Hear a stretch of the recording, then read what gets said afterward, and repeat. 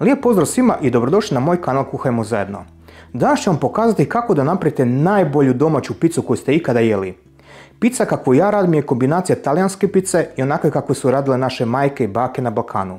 Dakle, Talijani također imaju picu koja je brzo gotova, debela je i peče se u tepsiji i zove se sicilijanska pizza, a ja sam u svom receptu spojio sve najbolje od ta dva svijeta. I na početku recepta zapravo ćemo početi ono što ide na kraju, a to su šampinjoni. Ako želite da vam šampinjoni ne puštaju vodu prilikom pečenja, vrlo je važno da ih nekoliko sati čak prije pripremanja nasiječete ovako na tanke ploške i ostavite na sobnoj temperaturi. Umak za picu radim isključivo od ovih rezanih sjeckanih rajčica, a ne od pasata rajčice. Razlika između pasata rajčice i ove rajčice je što pasata je kuhani sos i više obrađena, procesuirana je, a ovo je svježa, samo obarena rajčica i oguljena. Evo, ja vam preporučujem od sada pa nadalje da koristite sjeckanu rajčicu, a ne pasatu. Umak ide na sljedeći način. Za našu picu za našu veličinu tepsije dovoljno je pola pakiranja umaka. Znači odvojit ćemo otprilike pola, tako. Unutra ću staviti prstohvat soli. Zatim ću staviti, sad to ovisi o vama, otprilike između pola žličice i žličice bosiljka. Ovisi koliko volite intenzitet okusa. Između pola žličice i žličice bosiljka i isto tako od pola žličice do žličice origana. I sad ću samo promiješati rajčicu i začine. Tako. I zatim ću pokriti sa folijom i staviti u frižider dok nam ne bude trebalo na kraju kad budemo nadjevali picu. Evo, kad smo riješili gljive i umak za picu, vrijeme je da napravimo tijesto. Za ovo tijesto će nam trebati 400 g glatkog brašna ili više namjenskog brašna. U to brašno ću staviti čak 2 žličice soli, znači negdje oko 10 g soli. Razlog zašto stavimo tako puno soli je zato što sol daje elastičnost, daje okus i također daje hrskavu koricu, za one koji nisu znali. Sad kad smo stavili sol, vrlo je važno odmah sve promiješati, sol i brašno, prije nego što dodamo kvasac. Iz razloga što sol ubija kvasac i nikad nemojte staviti to dvoje zajedno. Sada kada sam promiješao brašno i sol, sad mogu staviti kvasac. Ja ću koristiti instant kvasac. Ide 7 g instant kvasa i njega ne treba stavljati da se aktivira u vodu ili u mlijeko. Stavit ću ga odmah u brašno, ali vi ako koristite aktivni suhi kvasac, onda ga morate staviti u vodu ili u mlijeko i čekati da se malo digne, ili možete staviti svježi kvasac ako koristite svježi kvasac. Na ovu količinu ide negdje oko 16 g svježeg kvasca ili 7 g suhog kvasca. Zatim ću u 265 ml mlijeka dodati 1 žličicu šećera.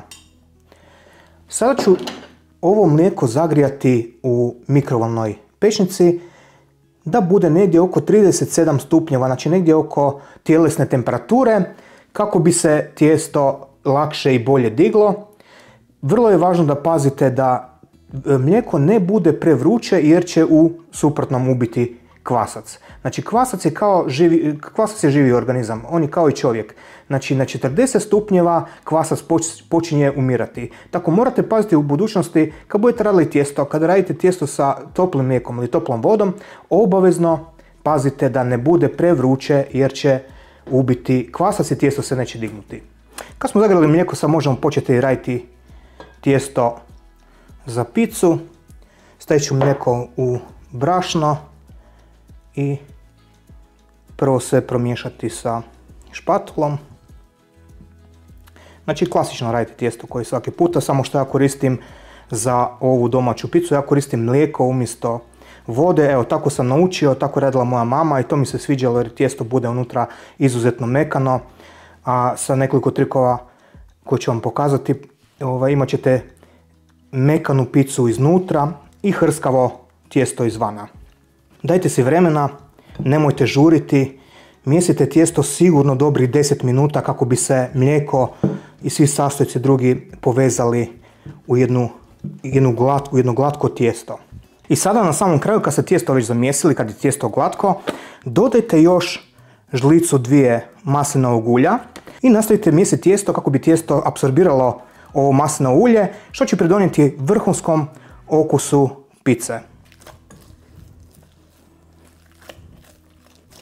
Evo, nakon samo minutu miješanja tijesta, tijesto je savršeno upilo maslinovo ulje i prije nego što ga stavim na dizanje u pećnicu sa upaljenim svjetlom, dodat ću još samo nekoliko kapi maslinovog ulja i razmazati po površini tijesta kako nam se ne bi stvorila korica. Pokreću posudu sa prozirnom folijom i pustite tijesto da se diže sat vremena na toplom mjestu. Tijesto nam se fino diglo, sad je vrijeme za razvlačenje. Ostalo još samo da pripremim tepsiju za pečenje. U nju ću staviti nekoliko žlica suncokretovog ulja. Znači, možete staviti maslinovo ulje ako ste baš ljubitelji maslinovog ulja, ali ja ne želim da mi korica bude ni zelena, niti da ima okus po maslinovom ulju. Ja ću zato staviti suncokretovo ulje i malo zgužvat papira za pečenje i razmazati ulje po tepsi. Znači, naravno da možete staviti na papir za pečenje ako ne volite, ako pazite na masnoću, međutim ja se neću praviti da pazim na masnoću, broj 1. Drugo, ovo ulje ima stanovitu ulogu. Dakle, osim što će spriječiti da se pizza zalijepi za tepsiju, ovo ulje će napraviti hrskavu koricu izvana. Znači, lijepo će se tijesto zapeći izvana i izvana će biti pizza hrskava. Evo, to je ključan razlog zašto ja stavljam ulje umjesto papira za pečenje. Tijesto se savršeno diglo, vidi se kako se napunilo unutra zraka. Sad ćemo ga prebaciti na radnu površinu. Znači, bez obzira ako imate ovako neljepljivu, ako imate ovakvu podlošku koja se ne lijepi, svejedno ćemo staviti jako malo brašna jer je tijesto je mekano. Stavit ću minimalno brašna, ne želimo oduzeti vlažnost tijestu, ali ću ipak staviti malo brašna. Sad ću prebaciti tijesto na površinu, ovako. I prvo ćemo ga premjesiti. Izbaciti sav zrak iz tijesta, to je ključno. Izbaciti sav zrak iz tijesta prvo, tako. Odlično, sada ću ga grubo oblikovati prema obliku tepsije. Znači, valjat ću da bude u ovom smjeru. Tako ćemo valjati. I to je to. Sad ću izvaljati tijesto na oblik tepsije. I evo, kad sam tijesto izvaljao, prebacit ćemo ga unutra. Ovako. Tako. Znači, malo sam ga više izvaljao nego što je točna širina tepsije iz razloga da se još može tijesto, pošto ima svoju elastičnost, da se još može skupiti. Sada želim još samo reći na vašu žalost jer me morate slušati kako filozofiram ovdje. Znači, moram još samo napomenuti, ja kada radim domaću picu, onda ne radim rub deblji, jer ovo nije napolitanska pizza, ovaj rub neće biti šupalj i hrskav kao napolitanska pizza, nego ćete imati komad kruha koji na kraju neće vam biti ukusan. Kada valjate tijesto za picu, izvaljajte sve jednakom debljinom i onda ćete imati na cijeloj pici nadjev i bit će cijela pizza jednako ukusna, jednako nadjevena i tako dalje. Gdje svi griješe je da sada kad su izvaljali tijesto, prebacili ga u tepsiju, odmah idu stavljati nadjev. Ne, sada idemo još jednom staviti ovo tijesto u toplu pećnicu sa upaljenim svjetlom, da se još jednom diže između 20 i 30 minuta. Molim vas, poslušajte me, ovo je vrlo koristan savjet, probajte jednu picu raditi tako i vi ćete ogromnu razliku. Dakle, ovo tijesto će se sada još jednom dignuti i bit će puno mekše, puno više zraka unutra u sredini. Biće daleko bolja pizza nego da idete sad odmah stavljati nadjev i stavljati na pečenje. Idemo još jednom staviti ovo tijesto da se diže još 20-30 minuta i onda ćemo stavljati nadjev. I evo došlo vrijeme i za finalni korak, vrijeme da stavimo nadjev na picu, da nadjenemo picu prije pečenja. Naravno stavit ćemo prvo umak. Naravno stavit ćemo sav umak jer sam izračunao da je ova količina sasvim dovoljna za ovu veličinu pice. Kada stavljate umak, kao što sam prije rekao, slobodno stavljajte umak do samog ruba, pošto nismo radili rub kao na napolitanskoj pici. Razmažite od ruba do ruba da sosa bude svugdje. A naravno ako radite picu po mom receptu. Tako, sad kad smo stavili umak, vrijeme je da stavimo šunku, uzeo sam veliko pakiranje. Dobio sam poprilično negativnih komentara na jedan moj recept za picu. Napisao sam da pizza košta manje od 1 euro, jedna napolitanska pizza. Ovdje ću vam ovaj puta pokazati račun koliko sam platio sada sve ovo što ćete vidjeti da stavim na picu.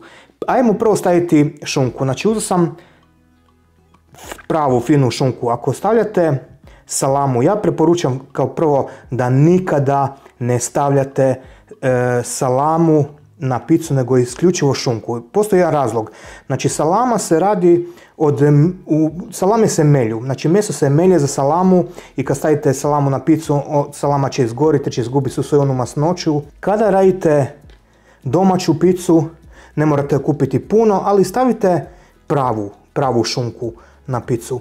I ja recimo pazim da šunku stavljam samo u jedan red.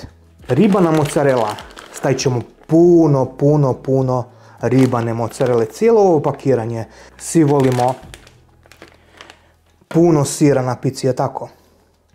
Kao i sve drugo, i stavljanje nadjeva na picu ima svoj redoslijed. Znači idemo sa umakom, šunka, sir, sada gljive, puno gljiva.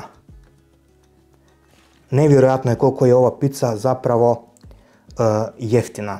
Ja ću vam pokazati račun koliko sam platio sve ovo, a vi mi recite kakve su cijene, napišite mi molim vas u komentarju kakve su cijene kod vas na Balkanu ili tamo gdje živite. Da li su cijene jednake ili je skuplje. Znači ovo nije obavezno, ali ja ću staviti i pikantnu kobasicu na picu. Evo ovako. Tako. Sljedeće maslina. Nekoliko maslina ćemo staviti na picu. I nekoliko maslina. Tako. Tako.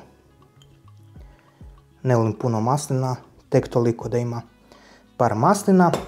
I ovo isto nije neophodno, ali ja volim staviti ljute jalapeno papričice. I naša pizza je spremna za pečenje. Stavljam je u vrelu pečnicu zagrana na 220 stupnjeva.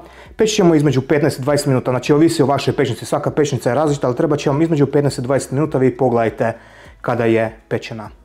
Za ovu pizzu sam koristio 400 g brašna, 256 ml mlijeka, tek nekoliko šnita šunke, pola konzerve rajčice, 150 g šampinjona, pola ljute kobasice, vrećicu mozzarelle. Čak i kada tome pribrojimo kvasac masline i ljute papričice, cijena ove pice je manja od 5 eura.